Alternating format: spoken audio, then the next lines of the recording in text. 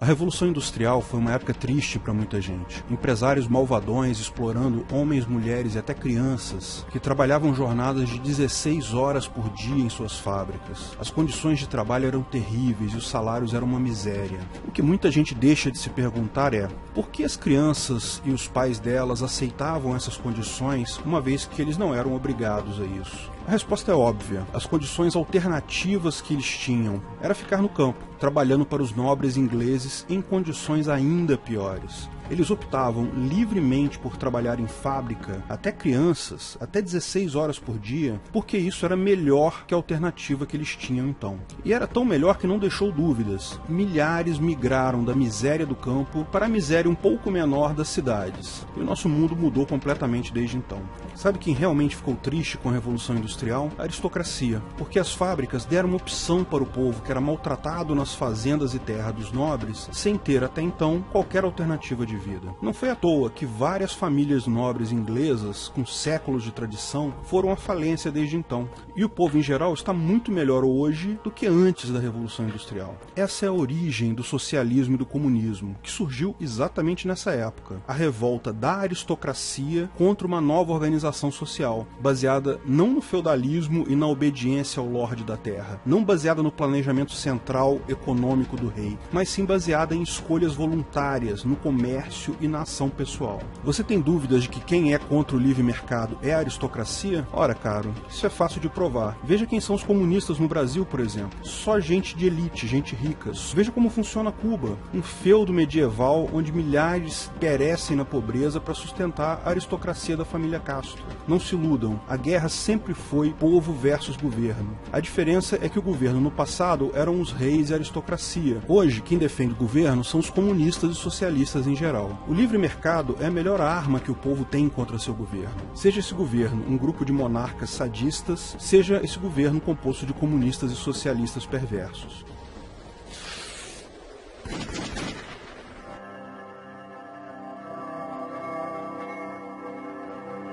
Mas sem o governo, quem vai proteger os trabalhadores?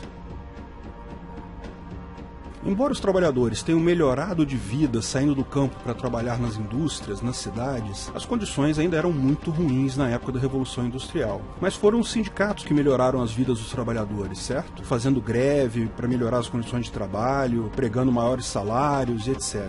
Bom, não foi bem assim não. Houve luta de sindicatos, é inegável, revolta de trabalhadores e greves, mas é preciso separar duas coisas. Primeiro, deixar claro que o anarcocapitalismo reconhece o direito de associação voluntária. Os primeiros sindicatos, frutos da livre associação entre trabalhadores, são legítimos e podem acontecer livremente no Ancapistão também. Esses sindicatos, porém, não têm qualquer semelhança com os sindicatos brasileiros atuais, que não são associações livres. São meros departamentos estatais que você é obrigado a contribuir compulsoriamente com o imposto sindical, exatamente como o resto do governo. Não tem qualquer objetivo que não seja o próprio enriquecimento dos seus líderes e a exploração do povo em geral. Esse tipo de associação compulsória não tem lugar em uma sociedade livre de coação. E o segundo ponto, apesar de todas as lutas, greves e protestos, sindicatos e governos não conseguiram absolutamente nada em melhoria para os trabalhadores. Quem realmente resolveu o problema foi o próprio livre mercado. Quando Henry Ford teve a ideia, revolucionária na época,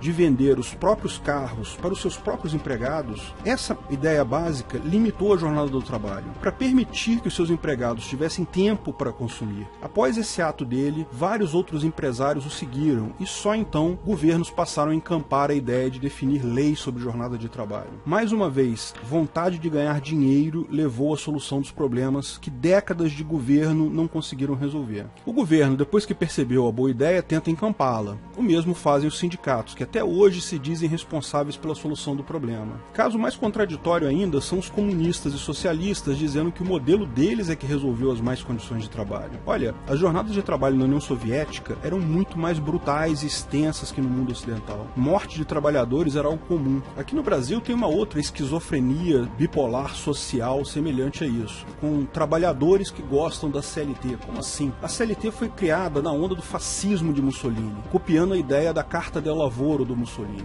Getúlio Vargas era abertamente simpático ao movimento nazista e só não aderiu ao eixo, a Alemanha, na Segunda Guerra, porque levou um pito do presidente americano, do Franklin Franklin Roosevelt. Tudo no Estado, nada fora do Estado, nada contra o Estado. Foi a famosa frase síntese do Mussolini para descrever o fascismo. Essa ideia de que o governo protege o seu povo de empresários malvadões é, na realidade, a aristocracia buscando manter o seu poder sobre o povo, contra a força que destrói tal poder, que é capaz de liberar o povo, que é o livre mercado.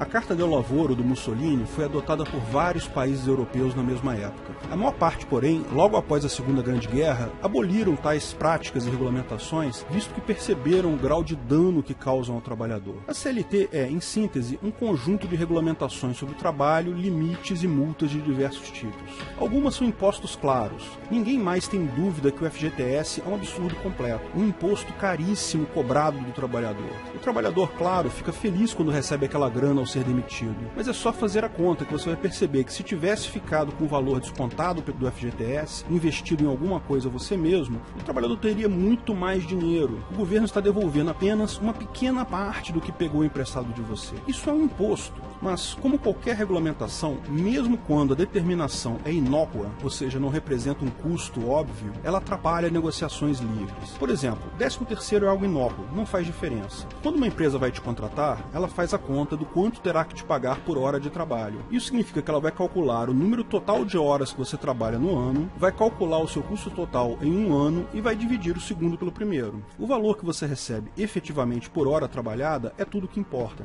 O fato de você receber em 12 parcelas, uma para cada mês, ou em 13 parcelas, não faz diferença. A pizza não fica maior se você divide ela em 13 pedaços, ao invés de dividir em 12 pedaços. Férias compulsórias, jornada de trabalho limitadas, horário de almoço, tudo isso não traz ganho algum ao trabalhador, só limita a possibilidade dele negociar esses pontos em troca de um salário maior. Mas só se engana quem acha que isso não traz um prejuízo ao trabalhador. Esse monte de regras contribui para a insegurança jurídica. Sempre há o risco de algum desses milhares de itens da CLT, acordos sindicais, OJ-SDI 1, OJ-SDI 2, serem questionados depois na Justiça do Trabalho. Isso leva os empresários a considerar esse custo na contratação de novos funcionários. É só mais um custo que compõe o custo total do empregado para o empregador. Como o empregador não tem como evitar esse custo, ele atua nos dois únicos custos que ele pode mudar: o valor do salário e o custo final do produto. Daí, ou você vai ganhar menos para compensar essa insegurança jurídica, ou o produto final vai ficar mais caro para você comprá-lo.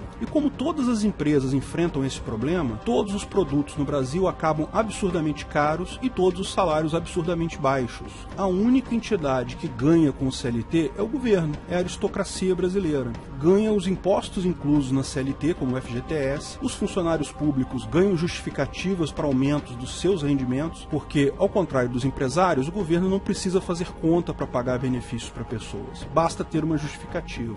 Empresários e empregados perdem com a CLT, mas toda a regulamentação imposta tende a prejudicar mais a parte mais fraca. A parte mais forte sempre pode jogar o custo dessa regulamentação para outra parte. A CLT acaba por condenar à miséria eterna os trabalhadores brasileiros. Mas, se acabar a CLT, quem garante que o patrão vai repassar esses ganhos para os empregados? Bom, a resposta é simples, é o livre mercado. Ninguém espera que empregadores sejam bonzinhos. Empregadores contratam empregados sempre pelo menor valor possível. Essa é a lógica. A questão é que empresários precisam de empregados. A relação de emprego não é caridade, é negócio. Uma pessoa que tem dinheiro precisa do seu serviço, que é o seu trabalho, e você quer vender o seu serviço a troco de dinheiro. O que determina o salário de uma profissão é sempre o mercado. Como todos os empregadores enfrentam os custos da CLT, os salários se equilibram no mercado em valores baixos. No momento que não houver mais a CLT, o empresário que precisar contratar alguém poderá oferecer um pouco mais para pegar os melhores trabalhadores daquela profissão. Quando alguém fizer isso, as outras empresas ou sobem também o salário ou vão perder os melhores profissionais. O livre mercado desregulado retira a pressão sobre a parte mais fraca da negociação e leva naturalmente o valor do salário para patamares mais altos, com ganhos tanto para o empregado quanto para os empregadores.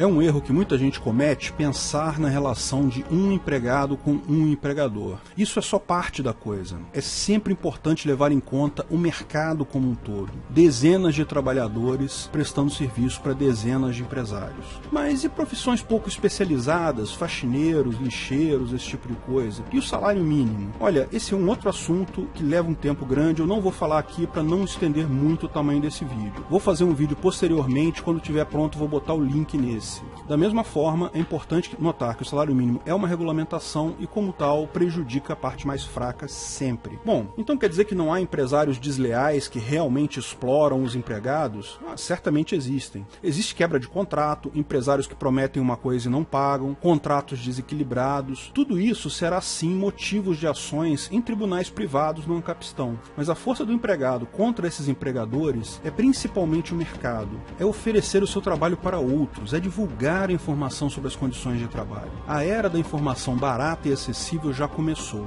Nela, grandes organizações hierárquicas são impossíveis. Nenhuma grande companhia, nenhum governo conseguirá se manter economicamente viável. A força do empregado é o livre mercado do seu serviço, do seu trabalho. Invista em liberdade, busque atender bem e agregar valor ao que você faz. O retorno é certo.